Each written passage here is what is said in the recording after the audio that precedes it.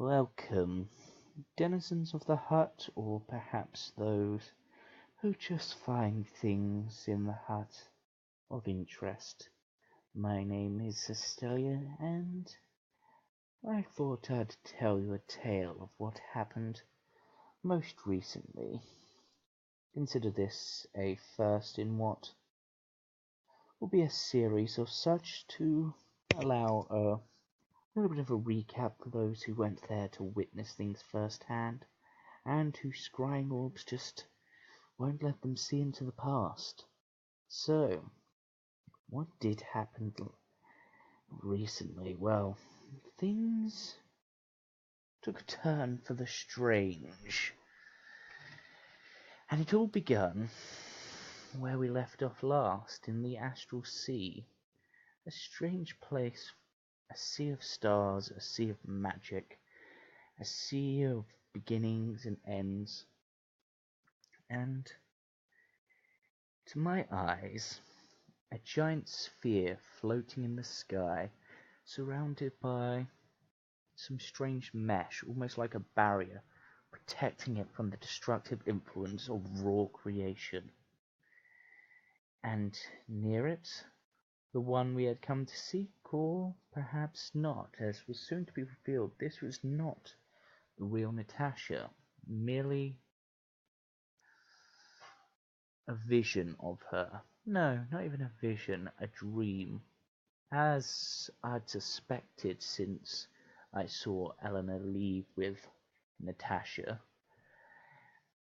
this Natasha was a manifestation of her dreams.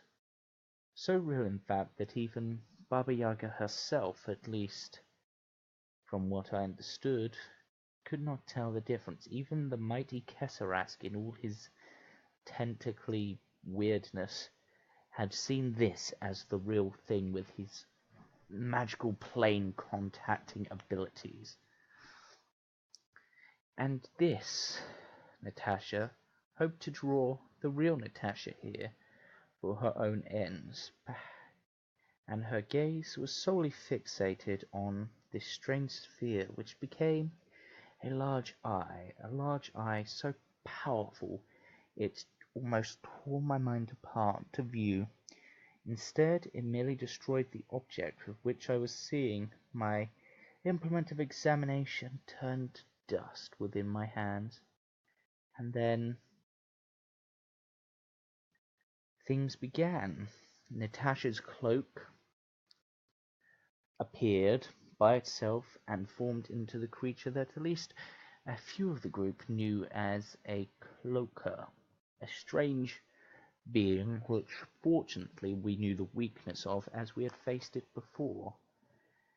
Or at least instinct must have triggered it for Uriah, because strangely this astral sea seemed to have a particularly adverse effect on a few of our companions, Uriah, Kavar, Zaven. All of them almost struck dumb or mute, or perhaps even brain dead to some extent, acting purely on instinct and how there'd be. We defeated the cloaker with not much difficulty, but then came the first of our real challenges for the day, a fight against Dream Natasha.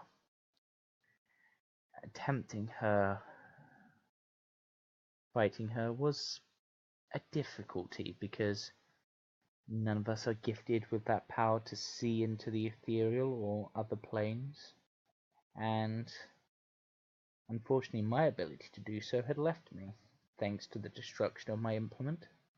But we fought using a clever mixture of echolocation, magic, and a few other tricks of the trade, such as Cassia's excellent scenting ability via their tongue. We found her, and we defeated her. And with that, we had the rather difficult task, or at least what we thought was difficult, of returning back from whence we came. Turning back was not an easy thing. We refilled the elsewhere flask with the stars of the Feywild, but with it we drew the astral winds upon us. Many of us managed to flee, but sadly, I, despite my best efforts, was not able to escape so easily.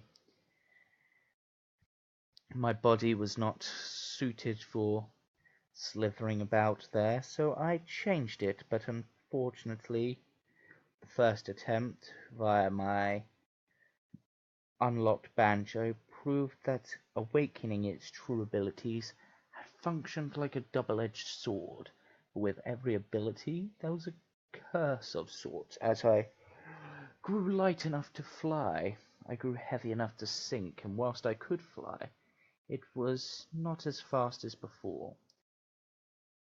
So I tried a spell I've become quite fond of, Polymorph, and used that to try to drag Kavar, who had also not been able to escape. We didn't escape the others, and it felt like we were there for hours, but when we emerged, it had been a few minutes, or a few seconds even. We were barely gone at all. Time flows strangely there. But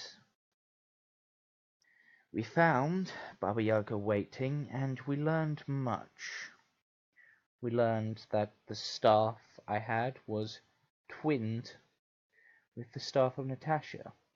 I didn't mention the staff. This was the staff we took from Dream Natasha, a special one, which allows a rather unique ability, which I believe Glory will want just as much as I do, but it's mine, which is the ability to concentrate on multiple spells at once. It's almost as if there are two of me able to focus whilst I'm wielding this staff. It is quite a sight, considering most of my spells require such concentration through song and sound. But this Dream Natasha, we took her, or Baba took her, to where Senrith, the Asimir, waited locked away, and we interrogated her and found out a few things, but we then left her there for Baba to use, and apparently Baba no longer needs the real Natasha because this one might be just as good, if not better. An interesting thing. But that's where things went rather bad. See, whilst Kesrask was reading my mind to find out the truth of what we had said about Natasha and the link between the two staffs, I let my guard down, and he was able to cast a spell on me.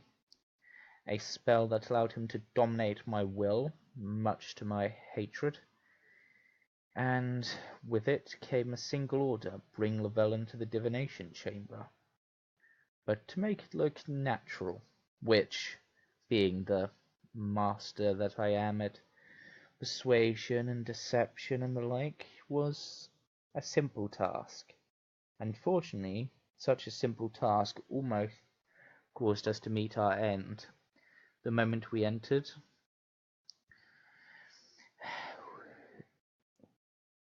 the doors locked, and Kessaras created a sphere around him, a globe of pure magic.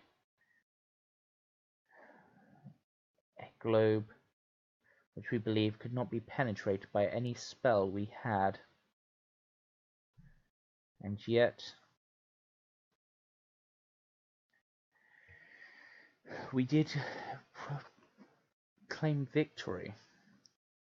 But it was a hard-fought battle if it had not been for the apparently borrowed nightmare of Glory. Yes, his nightmare is not his. It is one that has been stolen from Night, one of the defenders of Baba Yaga, another enemy to face perhaps, or one that Glory may have to face alone. It's not clear. What is clear is that without that and the power of the Goat Travail which possess, we would have lost, for against such a thing we were almost made useless. Kavar, and to some lesser extent Zaven, are only real up-close and personal types. The rest of us are spell slingers, or the like of that. And unfortunately, spells don't do much against that. And when two of your allies are struck dumb by the psychic blast that such a person can provide, we were almost rallied. Defeat seemed inevitable, but once we broke the concentration of that globe, we soon managed to conquer him. Of course, it helped that I could slow down his allies so they weren't as much of a threat. But it was difficult, and unfortunately Kasarask refused to go down without trying to take us with him. Using the room itself, he made contact with another plane, the demon planes of the abyss, and the demon lord Jubilex, or something along that lines. I don't know exactly, because that is where I only know from what I've been told by the others. Because unlike most of the group, like most of the group, I was stricken with a temporary bout of insanity upon seeing this plane open. The only ones to pass were Kavar and Glory, whose mind was strong enough, or perhaps his links with the infernal realms gave him some resistance. It's not quite obvious, but we learned something of interest.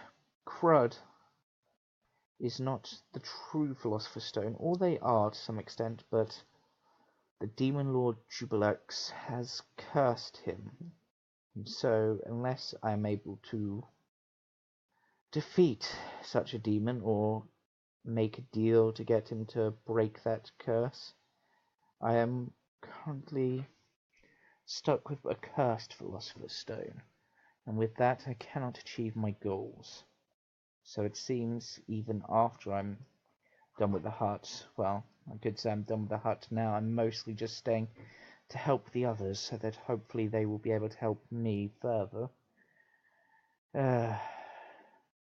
Yes, but once we are done here, assuming we survive, which seems to be less and less likely as days go past, even as our strength grows,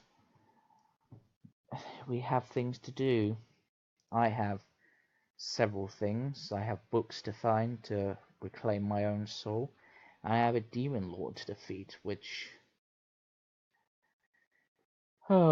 sounds like a story worth telling, but a story worth telling another day. So for now, that is the end of my tale. The first of the tales of Hestellieh, but hopefully not the last. Farewell, goodbye, and sleep tight.